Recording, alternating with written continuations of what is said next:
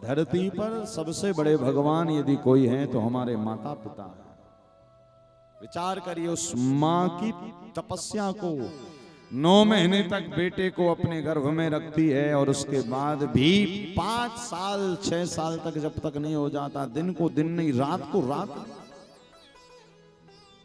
सौभाग्यशाली है वो लोग जिनके घर में माता पिता है, और सौभाग्यशाली है वो लोग जो उनकी सेवा कर रहे हैं।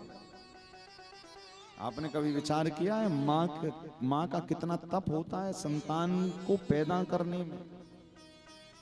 अरे तुम्हारे शरीर में कोई 2, 2.5, 3 किलो का वजन बांधे 2 घंटे नहीं चल पाओगे, और वो 9 महीने तक चलती और पूरे काम भी करती।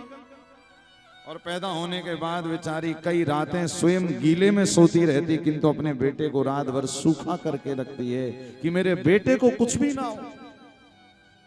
और वही बेटा जब बड़ा होता है तो कहता है, माँ मैं तुझे भोजन नहीं दे सकता, अब तो मैं केवल अपने बच्चों से प्रेम करूंगा।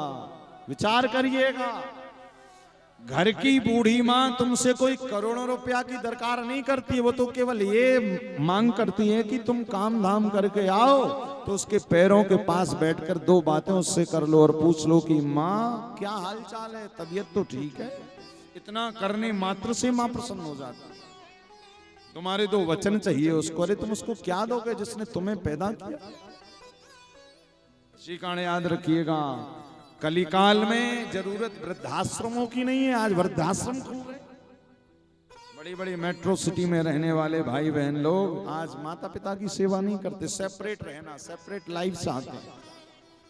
हमारा सनातन धर्म, याद रखिएगा, जब तक घर के जीते जागते भगवान की सेवा नहीं करोगे तब तक वो मूर्ति वाला भगवान भी तुम्हें मिलने वाला नहीं है। कितनी भागवत कथा, राम कथा, कुछ भी सुन लो।